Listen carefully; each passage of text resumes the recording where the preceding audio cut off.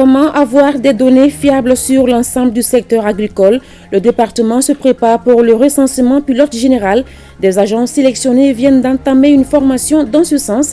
Ils seront outillés sur le document de méthodologie, la collecte des informations et la stratégie de communication. La mairie de Bamako, la gendarmerie et la police, toutes sont mobilisées pour assainir la capitale et désengorger ses voies publiques. La mairie du district a rencontré ce matin les différentes parties pour développer une synergie d'action. Dans quelques jours, une opération de 2 ensablements sera lancée. Adopter les bonnes pratiques pour le développement local dans 3 communes de la région de Sikasso. Plusieurs actions sont menées, dont la réhabilitation d'infrastructures routières et la construction de ponts et barrages. Le constat est fait par une délégation de la Direction générale des collectivités territoriales. Dans sa chronique judiciaire, Garibou Pérou nous parle de la réexamination par la Cour d'appel d'une affaire déjà jugée par une cour du premier degré. Faire appel, c'est le terme. L'appel a-t-il toujours des effets? Quels sont les délais requis pour faire appel? La réponse dans cette édition. Chers téléspectateurs, bonsoir. Merci de nous suivre. 2 universités du Mali, celle des sciences juridiques et politiques et celle des lettres et des sciences humaines, organisent en collaboration avec l'Institut de la langue russe de l'université Roudéenne une table ronde sur le néocolonialisme, contexte moderne. Plusieurs thématiques sont développées par des panélistes de renom du Mali et de la Fédération de Russie. Compte rendu Fademba Keita. Beaucoup de pays africains sont indépendants mais subissent toujours l'oppression des anciennes puissances colonisatrices. À travers des thématiques pointues, les professeurs experts des universités des sciences juridiques et politiques de Bamako, des lettres et des sciences humaines, en collaboration avec l'Institut de langue russe de l'université Roudéenne, entendent éradiquer ce contexte moderne du néocolonialisme en Afrique.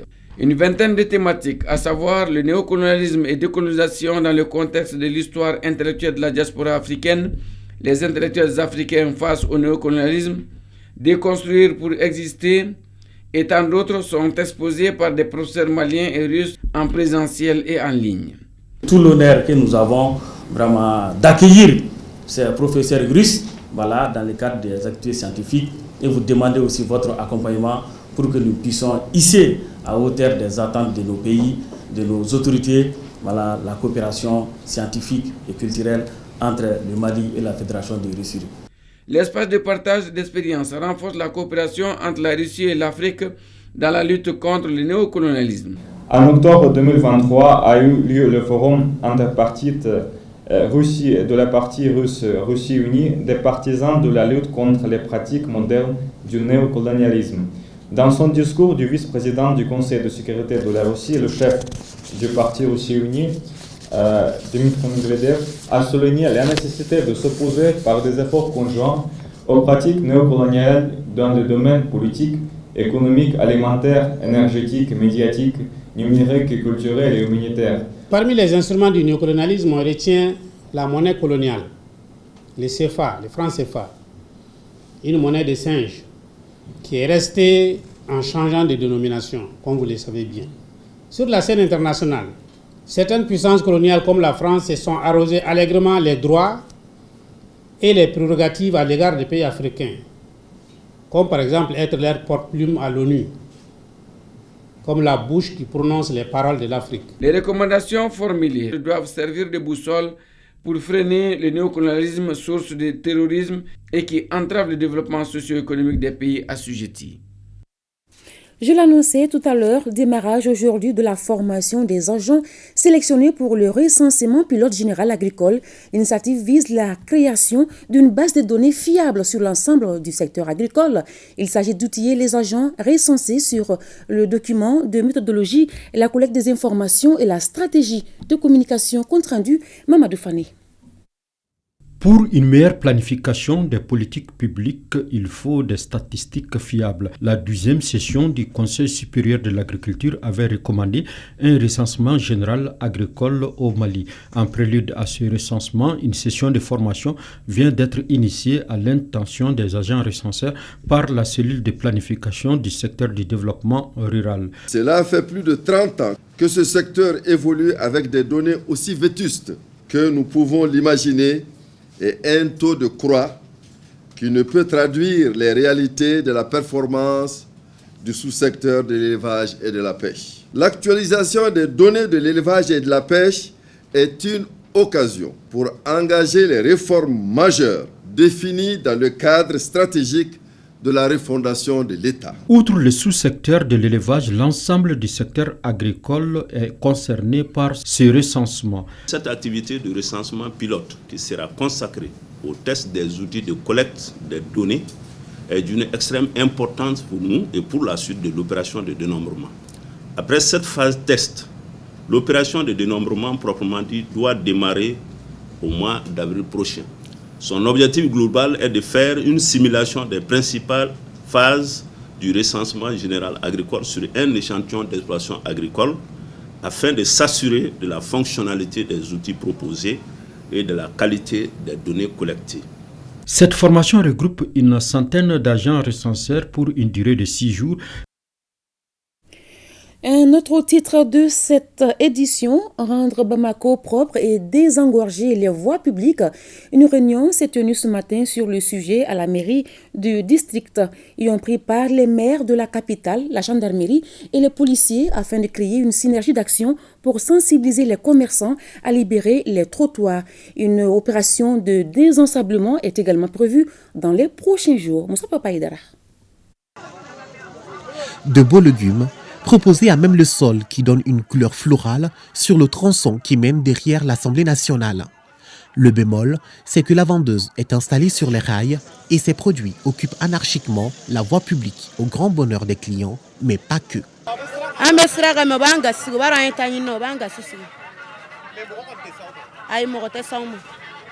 Elle n'est pas un cas isolé. À Bamako, difficile de faire un pas sans constater de petits commerces installés ici et là, surtout sur le trottoir.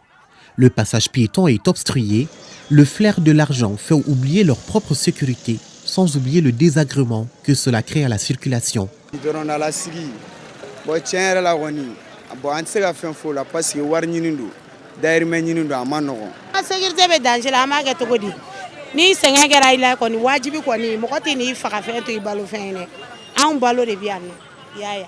L'encombrement de la voie publique par les commerçants et l'insalubrité de la capitale sont au cœur d'une réunion d'urgence à l'hôtel de ville de Bamako.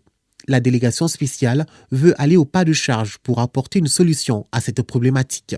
Il s'agit de leur faire comprendre que oui, vous pouvez faire votre petit commerce, mais il faut que les piétons puissent emprunter le trottoir. Si la sensibilisation prend un certain nombre de mois, c'est en ce moment que quand les mesures coercitives viendront, tout le monde saura que, en tout cas, la police nous avait dit que ce que nous occupons, la position que nous occupons n'est pas légale, ce n'est pas normal.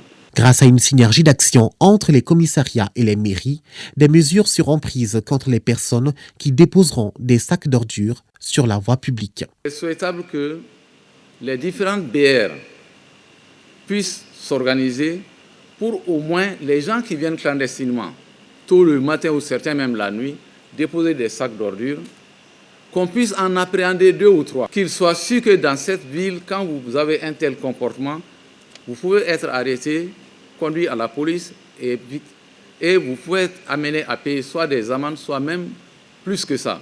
Décongestionner la capitale malienne, à l'image des autres villes du monde, est bien possible. La délégation spéciale de la mairie du district de Bamako serait dans la logique de Bamako, la coquette.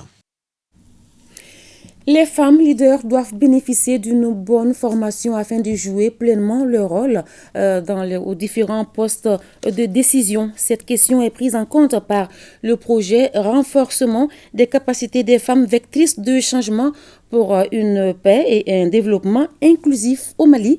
Près de 400 participantes de Bamako et de cette région du Mali vont être formées. Le point avec Batraouri.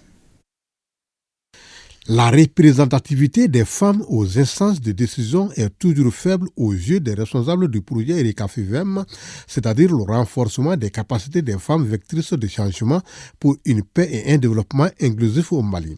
Parmi les raisons invoquées pour cet état de fait figure l'insuffisance de compétences pour faire valoir leur leadership ou le manque de formation.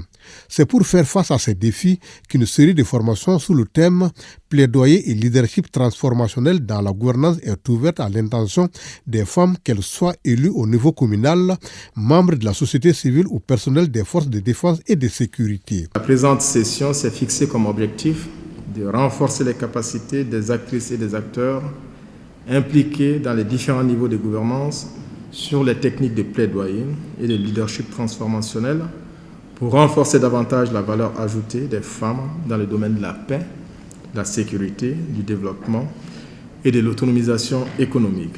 Le ministère de la promotion de la femme, de l'enfant et de la famille et celui en charge de la réconciliation se félicite d'être associé à cette initiative qui renforce la place de la femme dans la gouvernance. Le plaidoyer et le leadership transformationnel sont des outils essentiels pour la promotion de la paix, de la sécurité, du développement et de l'autonomisation économique des femmes.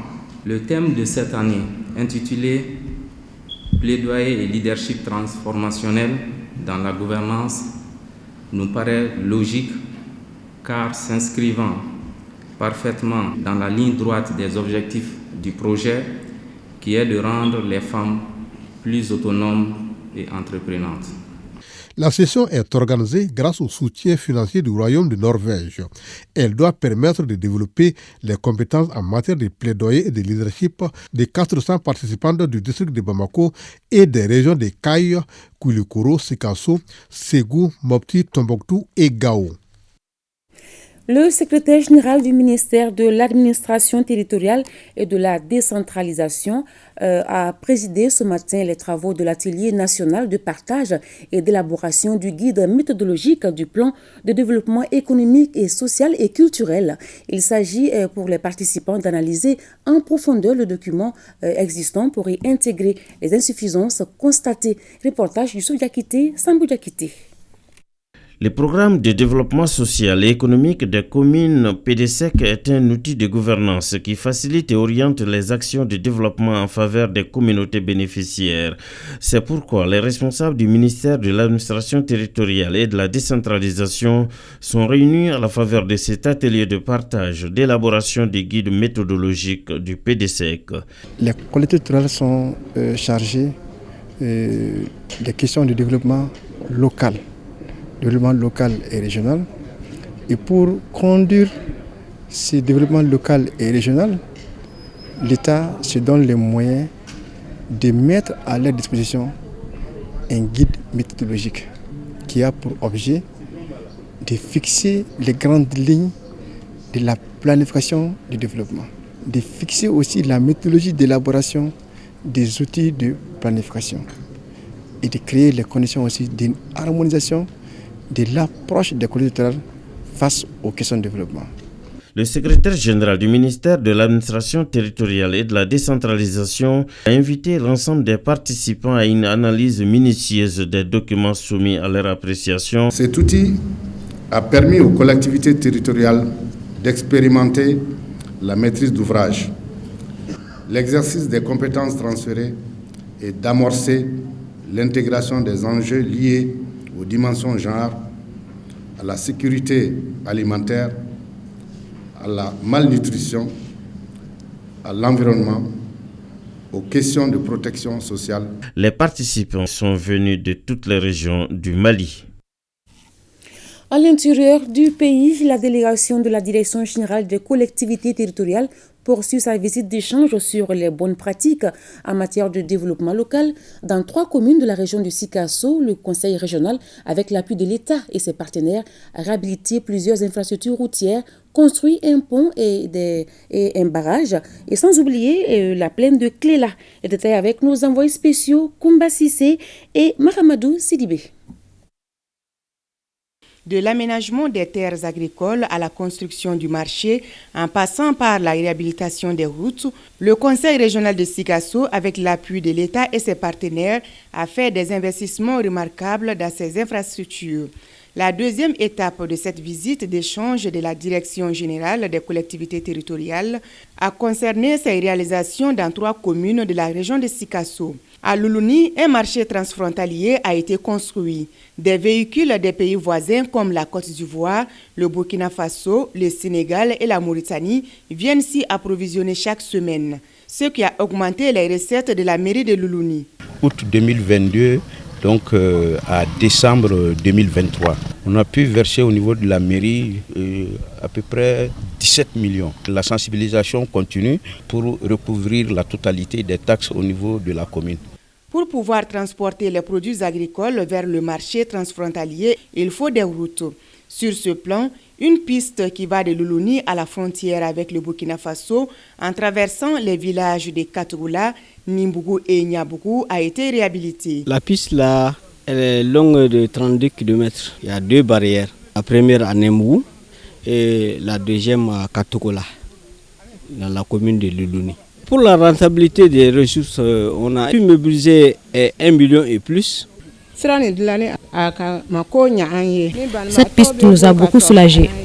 À tout moment, nous pouvons amener nos malades à l'hôpital. Autre grande réalisation dans la commune rurale de Cléla, l'aménagement de la plaine, la réhabilitation du barrage agricole et plusieurs ponts permettant de faciliter les activités agricoles et le passage des populations. Ce barrage permet de réguler l'eau et cette régulation permet de réhabiliter la plaine, les 1100 hectares en eau pendant la saison des pluies. L'ouvrage que vous voyez derrière nous a coûté environ 140 millions. Ce barrage a été bénéfique pour nous. Saison de pluie ou pas, on cultive la pomme de terre. Pour la production de l'année dernière, sur 3 hectares, nous avons encaissé 3 500 francs CFA. Avant la construction de ce seuil, nous traversions le Marigot en pirogue et beaucoup de nos jeunes se sont noyés ici. Cette dernière étape de la visite à Sikasso sur les bonnes pratiques a été bien appréciée par les organisateurs. Nous avons trouvé que le conseil régional de Sikasso a réalisé des investissements très importants. Des investissements hydro-agricoles, des pistes agricoles, un marché transfrontalier à Luluni. Et ces infrastructures qui ont été réalisées ont été mises à la disposition des communes pour exploitation. Et les communes en font aussi un très bon usage. C'est l'occasion pour nous de féliciter et d'encourager les responsables de collectivités territoriales et par la même occasion inviter les autres collectivités territoriales à venir s'inspirer de ces collectivités territoriales qui ont pu réussir ces très belles expériences. Il est prévu dans la ville de Sikasso la visite de certaines entreprises et sites touristiques. Ici, à Bamako, reconnaissance de la nation à l'endroit de 11 agents du bureau du vérificateur général.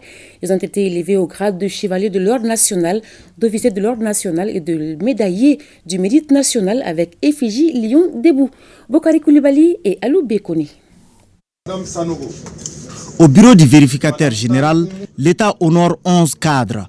Pour service rendu à la nation, ils sont élevés au grade d'officier de l'ordre national, de chevalier de l'ordre national et médaillés du mérite avec effigie Lion debout. Ces distinctions accordées à nos collègues sont toujours le résultat d'un talent au bénéfice du travail collectif et d'engagement avéré au service de l'intérêt général.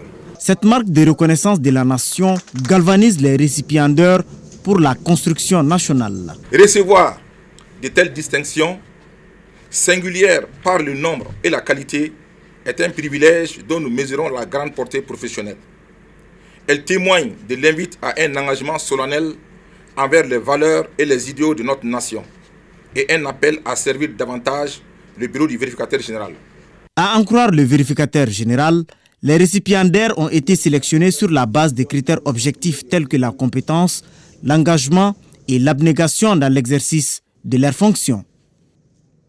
La nation est également reconnaissante à l'endroit de 8 fonctionnaires en service au bureau du médiateur de la République. Ils ont reçu des médailles de chevalier de l'ordre national et du mérite national avec effigie Lion debout. Awa Ditma Kamara. Il y a des actes qui marquent à jamais la vie professionnelle d'un agent, surtout quand l'acte est posé par les autorités au plus haut niveau. Ainsi peut-on qualifier la cérémonie de ce mercredi 7 janvier chez le médiateur de la République. Les 8 récipiendaires arborent fièrement leurs nouveaux bijoux sur la poitrine. 3 sont élevés au grade de chevalier de l'ordre national et les 5 autres reçoivent la médaille du mérite national avec effigie Lion debout.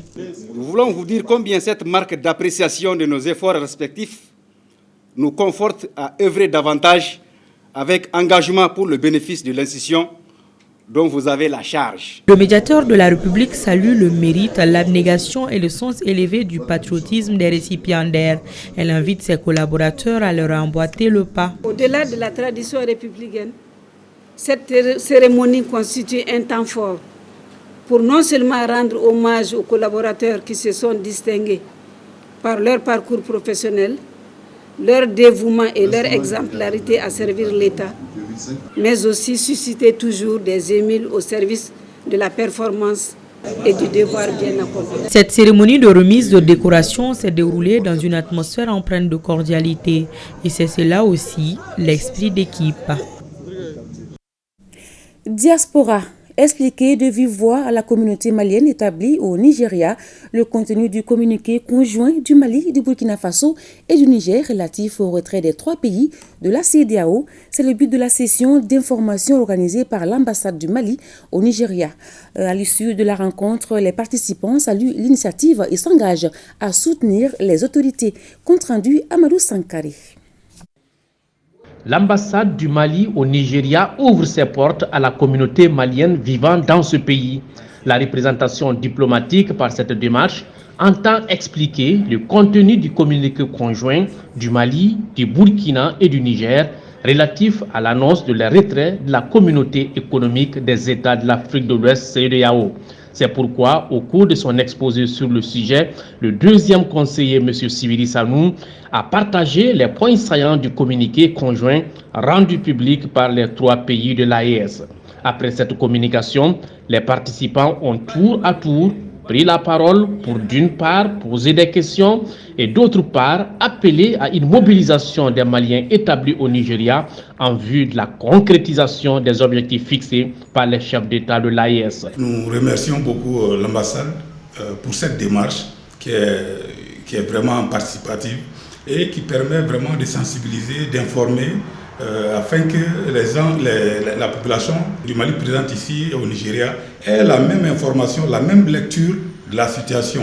Quant à l'ambassade, elle salue la mobilisation de la communauté malienne autour de l'activité. À partir de cet instant, chacun d'entre vous est un ambassadeur à lui-même pour expliquer. Nous pensons que c'est nous, en tant qu'autorité, qui devons vous donner la bonne information et non pas l'entendre de la voix de quelqu'un d'autre. Après cette session d'information, les compatriotes seront certainement de bons relais pour une large diffusion du contenu du communiqué auprès des autres membres de la communauté. Retour au Mali et direction le Nord. Après sa prise de fonction en janvier dernier, le nouveau commandant du théâtre S de l'opération Maliko, le colonel-major Daouda Traoré, est allé prendre conseil hier auprès des autorités administratives, coutumières et religieuses de la ville de Gao. Il a également sollicité leur appui pour la réussite de sa mission. Le point avec Aliou Idrissa Maïga. En rendant visite aux autorités administratives, coutumières et religieuses de la ville de Gao, le nouveau commandant du théâtre Est de l'opération Maliko veut prendre contact avec elles et solliciter leur accompagnement pour la réussite de sa mission. On est là pour sécuriser cette population et c'est bien. C'est pourquoi nous demandons à cette population la bonne collaboration. Une collaboration sans laquelle nous ne pourrons pas atteindre nos objectifs. Donc la population est au centre de toutes nos préoccupations. Sans cohésion entre les différentes communautés, je pense qu'il sera très difficile de travailler. Cette visite de courtoisie a conduit d'abord le colonel-major Daouda Traoré et sa délégation chez le gouverneur de la région de Gao avant de rendre visite à Gao Al-Kaido au cadre de concertation des notables de Gao, à l'imam de la grande mosquée Koweït Oumar Al-Mahadi Maïga et aux responsables des églises catholiques et protestantes de Gao. Je lui ai fait savoir les préoccupations sécuritaires de la population qu'il doit prendre en compte par rapport aux axes routiers et par rapport à certaines de nos agglomérations. Je lui ai aussi conseillé de consolider les acquis de son prédécesseur, d'innover et surtout de maintenir la cohésion entre les différentes composantes des forces de défense et de sécurité et de maintenir la cohésion au niveau même de son staff aussi.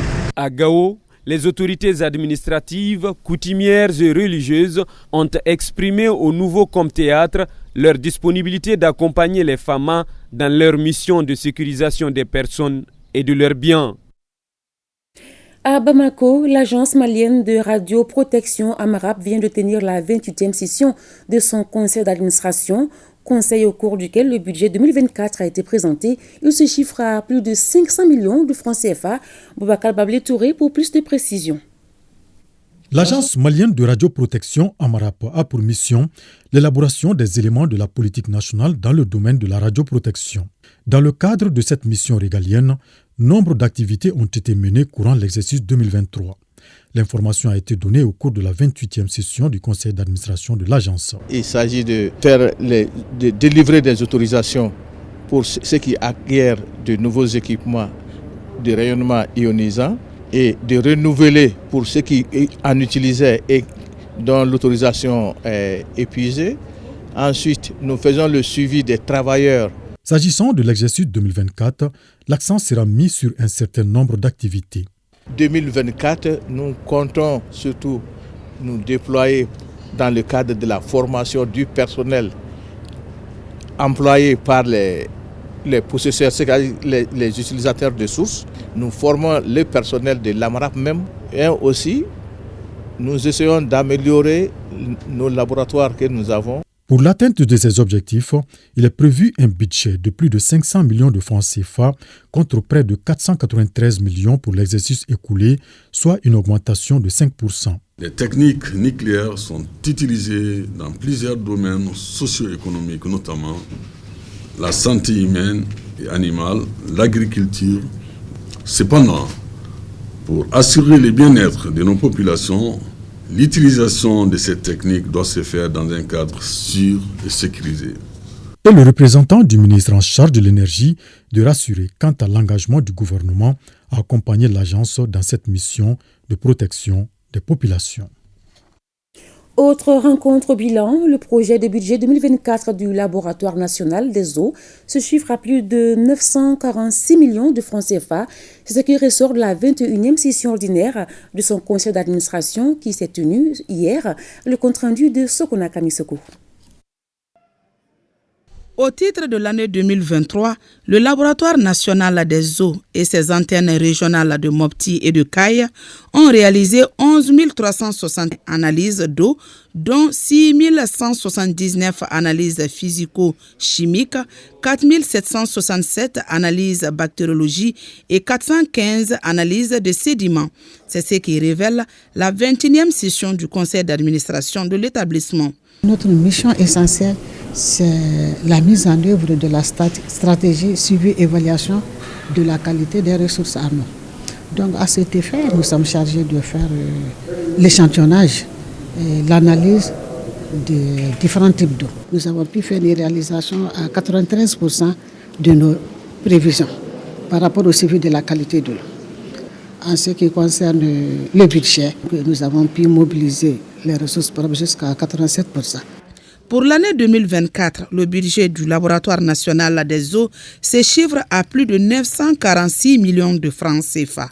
Perceptible, il est envisagé des objectifs croissants en nombre d'analyses à réaliser en 2024.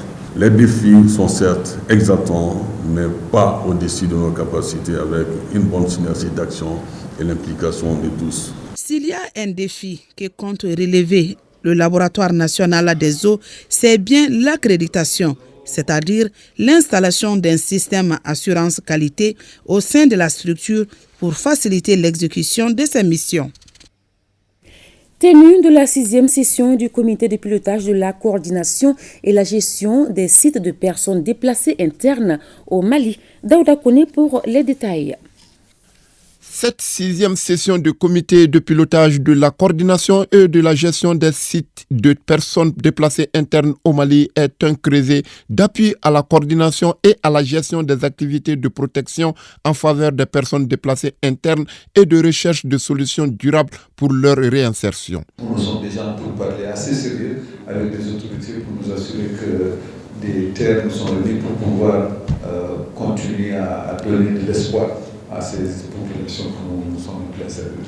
Au cours de l'année 2023, l'OIM, avec l'appui de ses différents partenaires, a contribué efficacement à la coordination et la gestion des sites de personnes déplacées internes, notamment à travers la mise en place d'équipes mobiles et de centres d'information communautaires, ainsi que le renforcement des capacités sur les normes minimales de gestion et de coordination de sites et l'appui à l'ADNS pour l'enregistrement biométrique des PDI. Cette réunion du comité de pilotage offre une opportunité aux membres du comité de discuter de l'inauguration de la cité Nahata de Gao et d'aborder d'autres sujets d'intérêt commun. Nous encourageons tous les acteurs à se joindre à l'initiative Village Espoir dans les villes de Gao, Menaka et Tombouctou, où des maisons avec latrines intégrées, des blocs de latrines publiques et des infrastructures sociales de base sont en cours de construction sur des espaces mis à la disposition par les autorités régionales. La Maison de la Presse a abrité les travaux de la 14e congrès du syndicat national des postes et télécommunications, Sinapostel. Ce congrès a permis aux participants de mettre en place un nouveau bureau composé de 43 membres dirigé par monsieur Daouda Traoré pour un mandat de 5 ans. Ibrahim Kaoukounate et Adama Kamara. À l'ouverture des travaux, les participants se sont penchés sur les rapports d'activité du bureau sortant, proposé un plan d'action. Ce congrès représente bien plus qu'une simple réunion statutaire. Il symbolise un nouveau départ, une opportunité de réfléchir sur notre passé, de revoir notre présent et de préparer un avenir encore plus prometteur pour notre organisation et pour les travailleurs que nous représentons. En tant que travailleuses et travailleurs du secteur des postes et télécommunications, vous avez un rôle important à jouer dans la pacification et le développement économique, social et culturel du Mali. La crise sécuritaire dans le pays, les effets de la Covid-19, l'embargo inhumain, illégal et illégitime imposé sur le Mali par la CEDEAO et l'UEMOA sont autant de contraintes qui ont contribué à fragiliser le secteur. Des trophées de reconnaissance ont été décernés à certains membres dont leurs apports ont eu des impacts au sein de l'organisation. Et s'il y a une réussite, c'est une réussite pour l'ensemble. C'est une réussite collégiale. Nous avons toujours tenu à être ensemble pour que si l'un se trompe, l'autre puisse lui dire il faut redresser la barre, ce n'est pas la bonne manière. Concours d'amélioration du cadre de vie dans la capitale. Il est organisé par l'Observatoire national des villes, ONAV. Et les communes de Bamako et de Kalabankoro s'activent pour assainir les cadres de vie. Les organisateurs du dit concours ont fait un tour dans les différentes localités pour voir l'état des lieux des travaux déjà effectués. Compte rendu, Mariam Koulibaly. Lancé au mois de décembre, le concours d'amélioration du cadre de vie dans les districts de Bamako met en compétition les différentes communes de Bamako et de Kalabankoro. À travers cette visite de terrain, les organisateurs du dit concours viennent constater de visu les travaux déjà effectués. Aujourd'hui, c'est vraiment une séance d'évaluation vraiment de ce que les communes ont déjà fait. Donc maintenant, par rapport dans le cadre de ce concours. Donc on est aujourd'hui au niveau de l'avenue Alcos.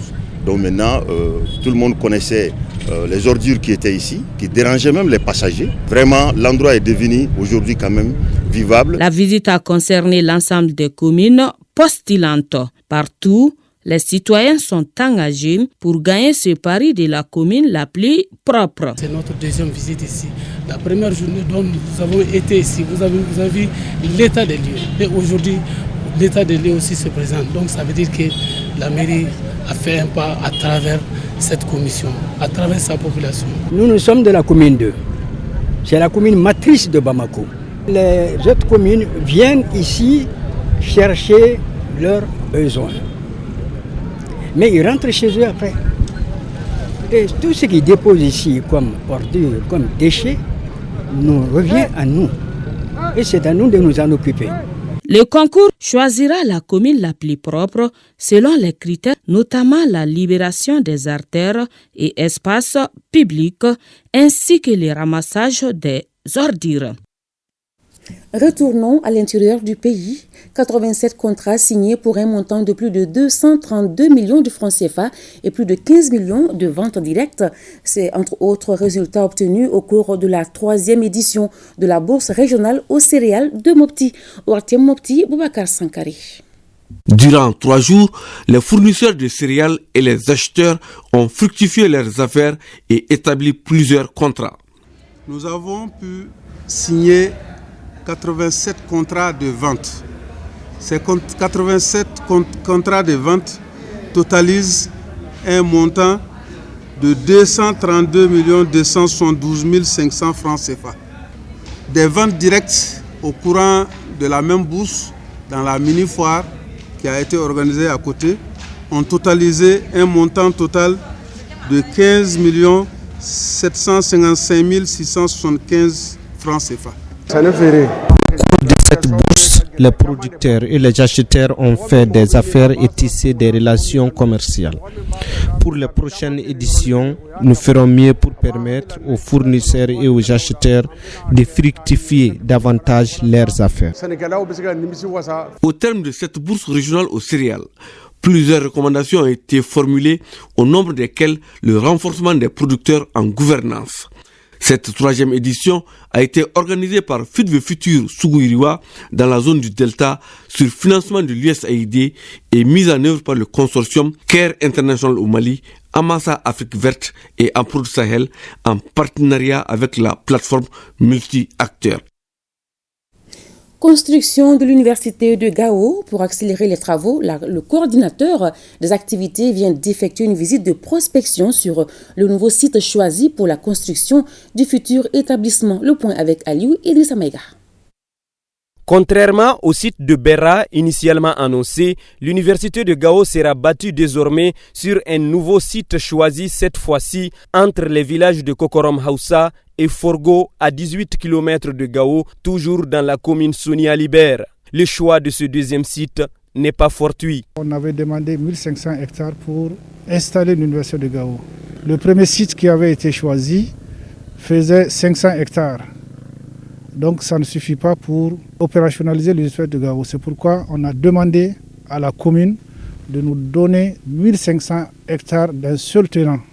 Et c'est ce qui est fait aujourd'hui. Pour le moment, c'est la reconnaissance du site. Le reste du travail va se faire avec les techniciens, l'IGM, le domaine et le ministère avec le gouverneur de la région. La construction de l'université de Gao sur ce grand site est très attendue par les populations de la région de Gao, mais aussi celle de toutes les autres localités du Septentrion et même du reste du pays. Cette parcelle que nous avons donnée à l'État, c'est pour construire l'université de Gao. Tous les chefs de village sont d'accord avec ça. C'est donc au nom de l'État. Il n'y a aucun problème. Après la visite de terrain, le coordinateur des activités pour l'opérationnalisation de l'université de Gao et sa délégation ont rencontré les cadres de la région en présence du gouverneur de la région, le général de brigade Moussa Traoré, pour échanger sur le projet afin de dégager ensemble des pistes allant vers sa concrétisation. Ici, dans la capitale, le Beau-Roland est magnifié. Une exposition est organisée hier après-midi au Musée national. Le visiteur du jour, Andogoli Guindo, le ministre en charge de l'artisanat et de la culture. Le point avec Alpha Mega. Cette exposition s'adresse au grand public et particulièrement à la jeunesse, elle qui constitue l'avenir de la nation. Les œuvres exposées parlent et suggèrent intimement des réponses aux défis essentiels contemporains de notre société. Il s'agit de favoriser la transmission des valeurs endogènes aux jeunes générations dans le contexte des crises où les ressources culturelles demeurent précieuses pour la recherche de solutions durables. C'est également un hommage à la femme à qui nous devons la transmission de la technique du Beau-Roland. En témoignent ici les nombreux tableaux exposés au Musée national. En hommage aux femmes gardiennes de cette tradition, le groupe Kasso Badé créa ses œuvres d'art en utilisant essentiellement le symbolisme. parfois mêlé au figuratif, mais avec le principe des règles plastiques universelles, ouvrant ainsi la lecture du message à l'humanité tout entière, avec comme devise culture, paix et cohésion sociale. Parfois, c'est les femmes qu'on représente pour dire qu'elles sont non seulement à la maison, mais surtout les vieilles femmes pour cultiver et les signes avec des significations. Je prends un signe qui fait du zigzag, ça veut dire la jeune fille infidèle.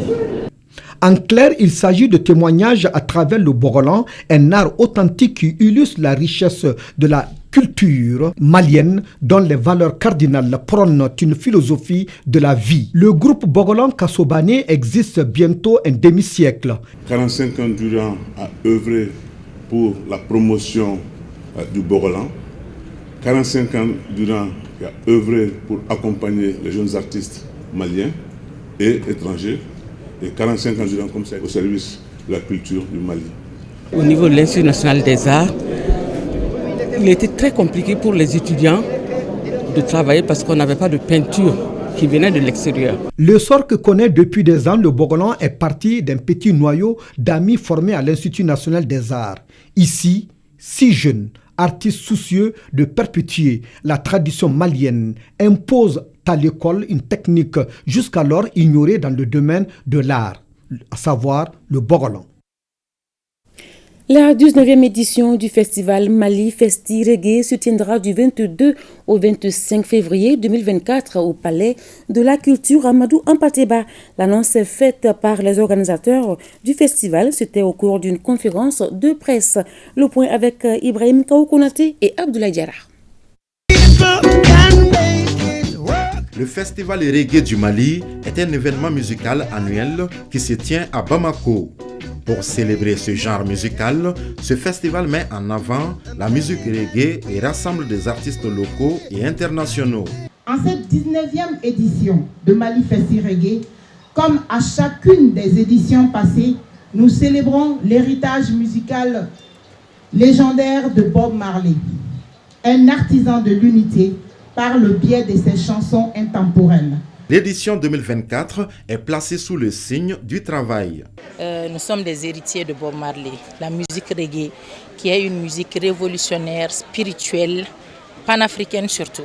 Tout de suite avec le retrait de l'AES de la CEDEAO, la jeunesse est interpellée au travail. Maintenant, nous devons travailler parce que les États-Unis ne se sont pas développés tout seuls. Nous avons nos deux mains, nous avons nos cerveaux et il est temps que le peuple se réveille et travaille pour que le Mali, l'AES et l'Afrique aillent de l'avant. L'innovation majeure cette année est la journée de sensibilisation sur le danger des stupéfiants. On a l'impression que quand les gens sont tombés dans les addictions, dans les stupéfiants, il est impossible qu'ils sortent. Ce n'est pas vrai. On a des outils, on a des instruments, on va tenter de les proposer pour accompagner d'une part ceux qui sont dans cette peine, mais surtout avoir un moment pour leur famille. Nous avons répertorié 70 jeunes qui vont recevoir des enseignements le samedi prochain au niveau du Carrefour des jeunes. Tu peux t'épanouir, tu peux tout faire, tu n'es pas obligé de te droguer. Mali Festi Reggae, c'est aussi le concours des traditions en bambara ou en français des chansons de Bob Marley, un espace dédié aux enfants, la remise des dons aux enfants démunis de l'île de Djalagoum, la foire des Rastas, un concert géant tous les soirs au Palais de la Culture sur les berges du fleuve Niger. On en vient au dernier titre de cette édition. Le justiciable peut, en cas de non-satisfaction, attaquer la décision de justice, faire appel. Ce terme constitue la réexamination par la cour d'appel d'une affaire déjà jugée par une cour de premier degré. L'appel a-t-il toujours des effets? Quels sont les délais requis pour faire appel? Pour les réponses, bienvenue dans la chronique judiciaire avec Garibou Pérou et Abdoulaye Diarra. Inapaisé, insatisfait, mécontent, le justiciable attaque une décision de justice. Il porte l'affaire devant la cour d'appel pour réexamen. Les textes nationaux autorisent les parties en procès le transfert de l'affaire d'une juridiction à une autre. Ce jugement à nouveau est une voie de recours. L'appel est une voie de recours qui permet à toute partie au procès de déférer devant la juridiction du second degré, en l'occurrence la Cour d'appel, une décision rendue par une juridiction du premier degré. Et au Mali, on a plusieurs juridictions du premier degré qu'on peut classer en juridiction de droit commun. C'est comme le cas du tribunal de grande instance, le tribunal d'instance et de la justice de paix à compétence étendue. Au nombre des juridictions spécialisées, on peut retenir les tribunaux administratifs, les tribunaux de travail, les tribunaux de commerce et les tribunaux pour enfants. Une décision rendue par chacune de ces juridictions peut faire l'objet d'appel, peut être attaquée par le justiciable devant la cour d'appel. Il suffit que l'intéressé fasse une déclaration en principe écrite adressée au greffier en chef du tribunal qui a rendu la décision et son appel est acté. En règle générale, l'appel produit des effets immédiats si les chefs sont précis. La juridiction de la cour d'appel suspend l'exécution du premier jugement afin de trancher en fait et en droit. L'appel a deux effets essentiels. Le premier effet est ce qu'on appelle l'effet suspensif. C'est-à-dire, une fois la décision rendue par le tribunal de premier degré attaquée, cette décision se trouve par l'effet de l'appel suspendue. Et elle ne peut pas en principe recevoir exécution. Sauf dans des cas exceptionnels où le juge aura assorti sa décision du bénéfice de l'exécution provisoire. Sinon, le principe c'est que la décision frappée d'appel est suspendue. Deuxième effet, c'est ce qu'on appelle l'effet dévolutif. Ça veut dire l'affaire attaquée, l'affaire qui a fait l'objet de l'appel est déférée carrément devant la cour d'appel. On dit que la cour d'appel statue en fait et en droit, c'est-à-dire elle reprend carrément le procès comme si le premier procès n'avait pas existé. Et en ce moment, trois attitudes s'offrent à la cour d'appel.